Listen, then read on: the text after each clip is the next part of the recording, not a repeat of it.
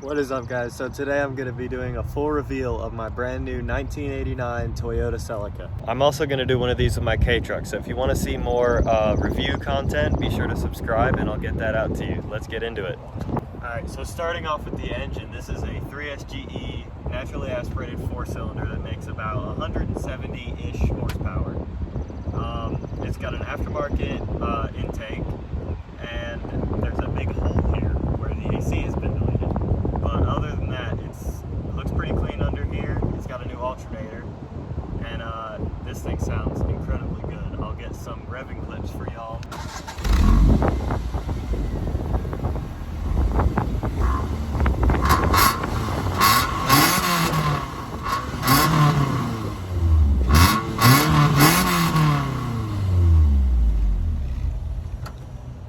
So as you can see, there's a very nice exhaust note coming from this engine, and I just love the look of this engine. It looks so 90s. It's got an aftermarket, here's the intake, and it's got an aftermarket strut brace. That's the one I believe that comes from Toyota. And here is the big hole where there should be air conditioning, but there isn't. Now, one of the really interesting features about this car is this bar that goes all the way across when the lights are down.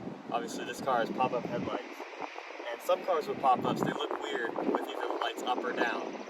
But I like how this looks either way. So this light bar goes all the way across. It looks super clean when the lights are down. And when the lights are up, as you can see, it looks just as cool. It looks very, very 80s, 90s. I love the look of this car with the pop-ups up or down.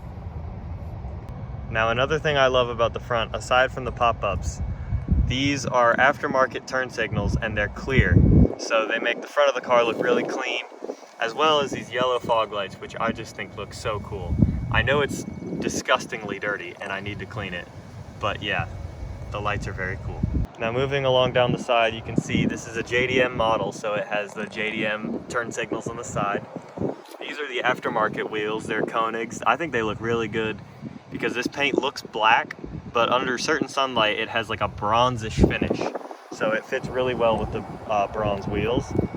Not much interesting down the side, but it is a liftback. So it's not a coupe or a convertible, and this is one of the more desirable body styles. And as you can see right there, there's the 4-wheel steering logo that shows you this is a Japanese only model, and you can see the wheels that turn. Now in the trunk, as you can see, it's a mess. There's a lot of parts that came from the old owner, but it's really cool that he kept everything. So we have like our cover for the headers, we have a throttle body in there, we have a bunch of oil and lubricants, and this is a set of aftermarket brake rotors that I plan to put on because the brakes are a little sketch. But you got your cargo cover, you got a really nice light back here that turns on and off. And this is just all around a really clean car. It looks like all the seals have been redone fairly recently, and there's no rust. It's really nice. So moving on to the interior now, I love how this gauge cluster looks. It curves around the driver. Everything in here is very driver oriented, and I love how it feels in here. So this steering wheel is actually aftermarket, as well as the shift knob and shift boot and this stereo system.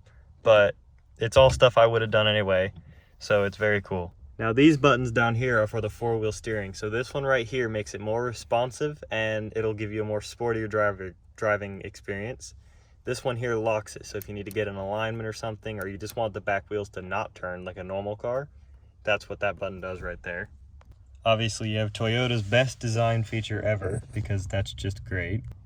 So you actually have a surprising amount of storage in the doors. You can fit a lot of stuff in here. It runs the whole length of the door. And this is one of the really cool things I like, is this door pull handle. Just the way it feels, it kind of feels like a fighter jet. You're not doing anything important like switching guns or missiles, but I mean, windows are just as cool, right? But the way you grab it, and it just feels cool. I don't know.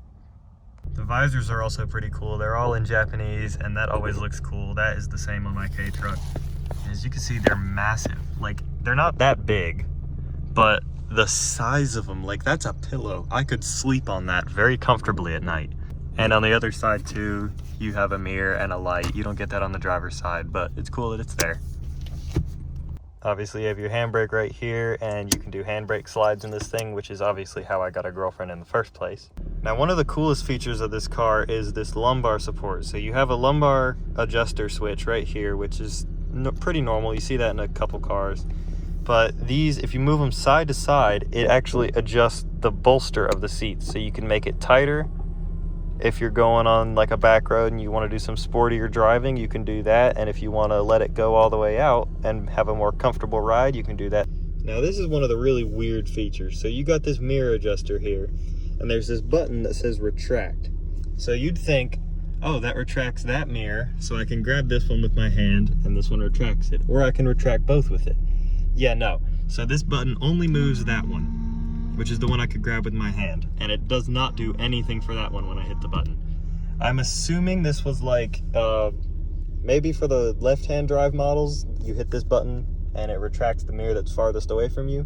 But since this is a right-hand drive model, that's the mirror that I can grab with my hand, so it's kind of pointless. But it's cool that it's there.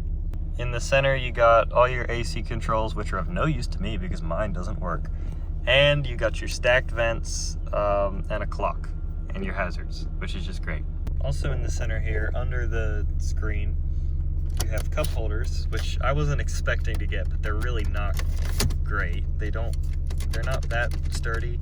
And one of the main problems with it is if you have a decently sized drink in this cup holder and you go to first gear, your finger will end up knocking it and spilling whatever all over the screen, which is not really a great design.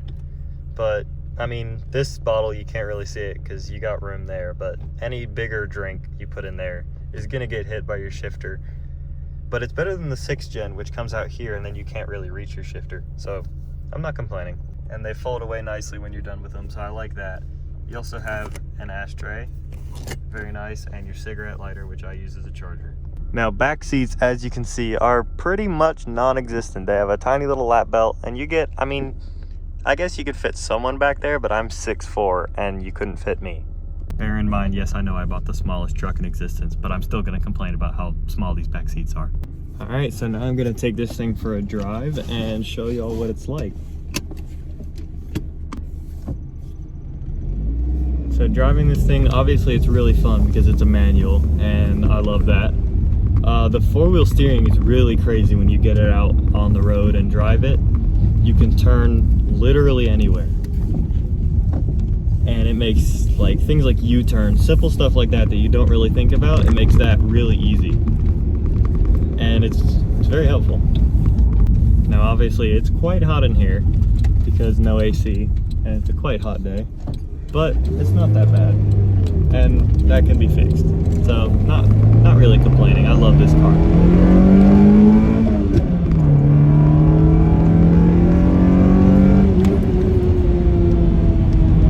As you can see, it sounds great. So obviously the normal Celica is a sports car. It's performance oriented, but the 4-wheel steering just adds kind of another layer to it because you just have so much more responsive handling. You can go around corners a lot faster. This is still a front-wheel drive model. It's not the 4-wheel drive, but still cool. And just listen to this engine.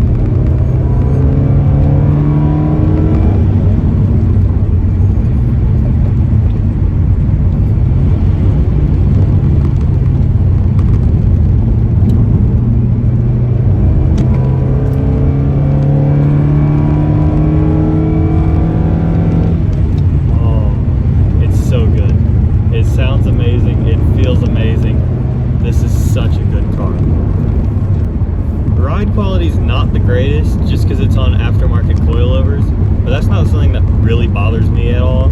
I kind of like being all bumpy in the car. It makes it feel like a race car, which it basically pretty much is. This is definitely a race car. Now I'm going to do a U-turn right here just to show you really how crazy the 4-wheel steering is. So I'm going to go to full lock. And you can see just how fast this thing turns. Like it takes no space, pretty much, which is great. Obviously the best feature of this whole car, pop-up headlights, you love that. Now Unfortunately, I can't blink the pop-ups. There is no button like you see on, I think, most Mazdas, where you have a button to clean the headlights. There's no button in here for that. The best thing I can do, the closest thing I can do to blinking it is turning my high beams on. And then after they're on, they take about 3 seconds to come down. So you can't really, if I see a Miata, I can't really blink at it, which is kind of unfortunate, but it's okay. I'm gonna do a little pull here getting onto the highway. You can just listen to this beautiful car.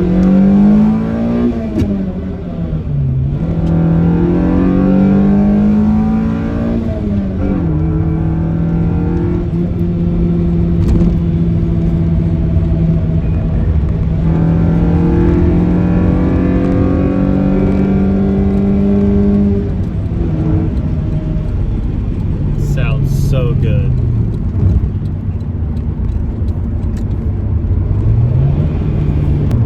And yes, I missed second a little bit, leave me alone. Second's actually really hard to get into in this car, and I don't know why. It's the same way in my K-Truck. It might just be kind of the right-hand drive thing. Second is the gear that's furthest away from you and down. But yeah, second's still kind of hard for me to get into, but leave me alone. Now there's a C8 Corvette behind me. Normally I'd be like, ooh, that's awesome. But guess what?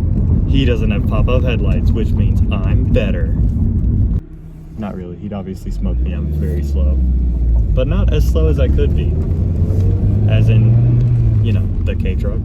Overall, this thing is just a blast to drive. It's comfy enough to the point where I can commute in it. It's not like the K-Truck, where after 30 minutes, I'm like, I just want to be out of this car because it's not comfy. But this car, it's comfy enough, but it's also sporty enough where you can have fun with it. It's kind of a good, happy medium. So that's it. That's a thorough review of my new Toyota Celica. I hope you enjoyed this video. And if you want to see more videos like this involving the Celica or reviews of cars, be sure to leave me a comment. Let me know what you want to see. I got a lot more videos planned with this thing. Yeah, see you in the next one. Bye.